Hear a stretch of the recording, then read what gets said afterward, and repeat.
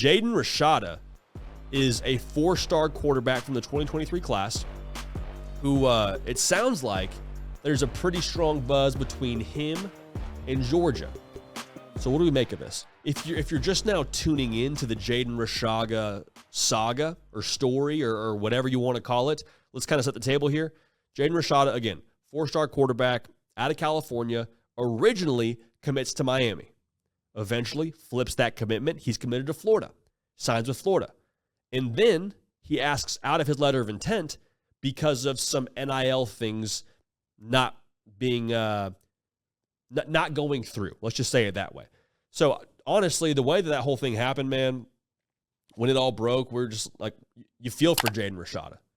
Like you feel for the kid because at that point in time, you're a senior in high school trying to sort out a very complex landscape that is NIL, and you are unfortunately the poster child at that point in time for things not going correctly in the NIL landscape. You're kind of a cautionary tale to folks to say, hey, make sure you do your due diligence. Hey, make sure that you're totally above board. Or it created a lot of conversation. A lot of them came back to Jaden Rashada and what he didn't do right or what didn't go right for him, which is unfortunate.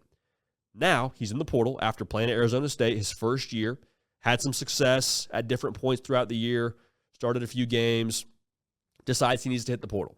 And he's hitting the portal, and the narrative around him is he is going to go somewhere where he can develop and more than likely sit.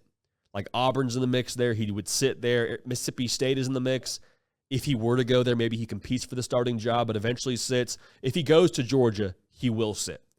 And if I'm just a supporter of Jaden Rashada, man, I love that for him. I love the fact that he would be able to learn from a great OC in Mike Bobo and play with good skill players. But I think the thing that should be encouraging for all Jaden Rashada fans, period, is the amount of self-awareness and humility it takes to have played college football, to be a starter in a college football power conference game, and then to come away from that season and say, you know what, I'm not where I need to be. And keep in mind, this has been his identity for the entirety of his life. I promise you, everyone has always told him, hey, you're going to go to the league. Hey, you're going to do this. You're going to do that. And for him to say, you know what? No, I think I need to get a little bit better and develop. That shows maturity. That shows, like I just said, humility. And I think that in itself is probably one of the most encouraging, most green flag traits of a Jaden Rashada if I'm thinking about taking him in the transfer portal. Now, I love Georgia for a number of reasons. The best case, if you go to Georgia, is you get crucial development.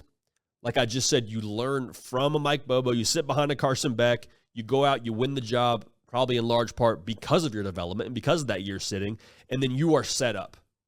You play with great weapons on your offense. You play with a great defense that has your back. You play in the SEC, which is the best filter, arguably, in all of football to run your tape through for NFL scouts. Set yourself really well for NFL prospects. Like, that is the best case scenario. The worst case scenario is you go there, you develop, you sit, and you don't play. And I don't mean to look too far down the road here, but I don't think it is irresponsible to assume that if Jaden Rashada, for whatever reason, isn't able to play, he could jump back in the portal. And here's the reason, again, this is the worst case, but I think it's overall a good thing. If you go to Georgia and don't play, if you go to Georgia, period, you know where you stack up. You never have to wonder, man, did I do everything in my power to put myself in position to develop and be successful? You don't have to wonder. You know where you stack up because that is the best in the country. Whether you're playing against somebody in that quarterback room, competing with them, or you're playing against future first-round NFL draft picks during practice running the scout team, like you know you have the best assessment possible for your skill level and for maybe how much further you need to go to get to where you want to be. And again, the best case is he goes out there, balls, wins the job at some point, and gets to get the keys to the offense after Carson Beck goes to the league. I don't think that's wild to think that could happen either. But overall, man, I would be very, very encouraged to see that happen for him. Going back to that portal thought, if he were to transfer again, Georgia is not a bad place to transfer from. You transfer from Georgia, you are operating from a position of power. Ask Brock Vandagriff. He grad transferred to Kentucky. I think he's going to have a lot of success once he gets time to spin the ball here in fall in the SEC. So again, I'm not projecting he transfers again. Don't hear me incorrectly. What I'm saying is the worst case scenario is you know where you stand and you're able to use that development and use those things you learned at Georgia for the betterment of your future. Hey y'all, thanks so much for watching. Subscribe to the channel here to make sure you don't miss an episode of The Hard Count. Also be sure to check out other videos on the On3 YouTube channel.